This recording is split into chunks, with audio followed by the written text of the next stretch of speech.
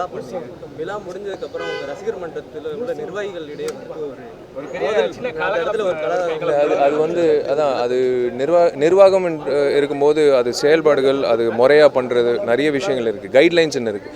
அது வந்து சில நேரத்தில் சில பேர் வந்து அது இப்போ கரெக்டாக செயல்பட மாட்டாங்க, சில நேரத்தில் ரொம்ப நல்லா செயல்படுவாங்க. அதுதான் அதுக்கான விவாதங்கள் தான். அது பழைய நிர்வாகிகள் வந்துட்டு விஜய் ரசிகர்கள் வந்துட்டு அதிகமாக வந்துட்டு உங்கள் ரசிகர் மன்றத்துக்குள்ளே இழுக்கிறாங்க. அப்படி பார்த்தா நானே வந்து ரசிகர் மன்றம் ஆரம்பிக்கணும் கொடுக்கப்பட்டதில்லைன்னு சொல்கிறாரு. அதாம்மா, அப்படி பார்த்தா நானே ரசிகர் மன்றம் ஆரம்பிக்கக்கூடாது, ஏன்னா நானே விஜய் ரசிகன். தேங்க்யூ. அதாவது சார் ஒரே ஒரு அந்த எப்போவுமே ஒரு டைட்டில் வேல்யூ நாங்கள் நம்புவோம். இந்த படத்துக்கு அதான் நீங்கள் ட்ரெய்லர் பார்க்கும்போது உங்களுக்கே தெரியும் இதுக்கு கரெக்டாக ஆப்டான டைட்டில். ஒரு ஆக்ஷன் படம் ப்ளஸ் அந்த பாயும் புலி அப்படின்ற ஒரு தலைப்புக்கு ஏற்ற ஒரு கதாபாத்திரம் இந்த படத்துக்கு ஆப்டாக தோணுச்சு. ஒரு ஃபோர்ஸ்ஃபுல்லான ஒரு டைட்டில் வேணும் அப்படின்னு தோணுச்சு. கரெக்டாக சுசி வந்து இது இருந்தால் நல்லாயிருக்கும் அப்படின்னு நினச்சி பாலசுப்ரமணியன் சார் கிட்ட கேட்டு பர்மிஷன் வாங்கி முறையாக என்ஓசி வாங்கி நாங்கள் பண்ணோம். அவருக்கு நான் நன்றி தெரிவிச்சுக்கிறேன், பாலசுப்ரமணியன் சாருக்கு.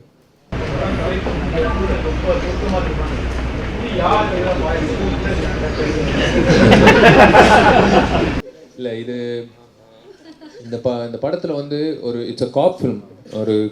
ஒரு போலீஸ் அண்டர் காப் நான் ஏன் சொல்கிறேன்னா, ஒரு சில படங்களில் வந்து அது நம்ம பார்த்து ரசிக்கும் போது இன்னும் சிறப்பாக இருக்கும். சில விஷயங்கள் வந்து அது சொல்லக்கூடாதுன்ட்டு இல்லை, அது நேரில் அந்த காட்சிகளாக பார்க்கும்போது ரொம்ப சிறப்பாக இருக்கும். இந்த படம் பொறுத்த வரைக்கும் அந்த நான் சொன்னேன்ல ஒரு கிளைமேக்ஸ் காட்சி, அதுதான் வந்து அனல் அரசு ரொம்ப நல்லா பேசப்படுவார் முதல்ல அந்த சண்டை காட்சியில். எனக்கு எப்படி பாண்டி நாட்டில் வந்து ஒரு வித்தியாசமான ஒரு கொரியோகிராஃபி கொடுத்தாரோ அந்த மாதிரி இந்த படத்துலேயும் அவருக்கு ஒரு சேலஞ்சிங்கான விஷயம். ஸோ பாயும் புலி எதை நோக்கி பாயுதுன்றது அந்த கிளைமேக்ஸ் காட்சியில் சொல்லப்படும்.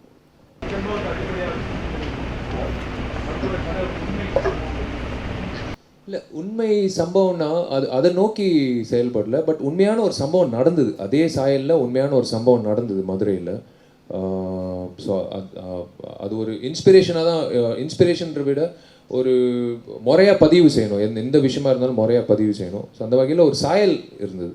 ஒரு மதுரையில் நடந்த ஒரு உண்மையான சம்பவம்.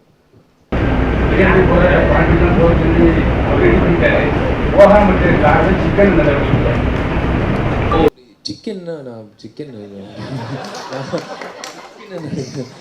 இது ஆக்சுவலாக சொல்ல போனால் கடைசி பட்ஜெட்டில் பார்த்தீங்கன்னா அந்த ஃபாரின்கே போயிருக்கலாம், அது பெட்ரு. ஏன்னா ஃபாரின்னா யூஸ்வலாக ஒரு குறிப்பிட்ட க்ரூ தான் போவாங்க, ரொம்ப குறைவான க்ரூ. இன்ஃபேக்ட் ஸ்டில் ஃபோட்டோகிராஃபர் கூட அந்த சில லிஸ்ட்டில் வந்து இருக்காது.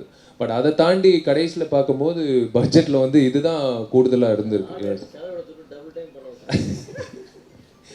பட் எல்லாம் நல்லதுக்காக தான். அது சில நேரத்தில் கடைசி நேரத்தில் மாற்றங்கள் நடக்கும் ஒன்றும், பட் அது கரெக்டாக நல்ல விஷயத்துக்காக அமையும். இது இப்போ வந்து கரெக்டான விஷயத்துக்கு தான் அமைஞ்சது.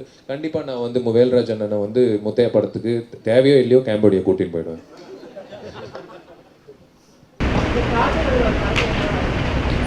கதாநாயகி அது ஒரு மதுரை அவரு தாங்க. ஆமாம், ஒரு கதாநாயகி தான் அவங்க.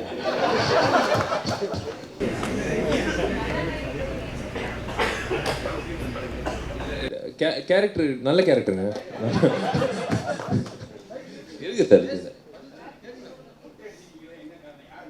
இல்லை, அவர் ப்ரொடியூசர் மொட்டை அடிக்க கூடாதுக்காக தான் அவர் தான் அடிச்சிருக்காரு. ரொம்ப நன்றி சார், சந்தோஷம்.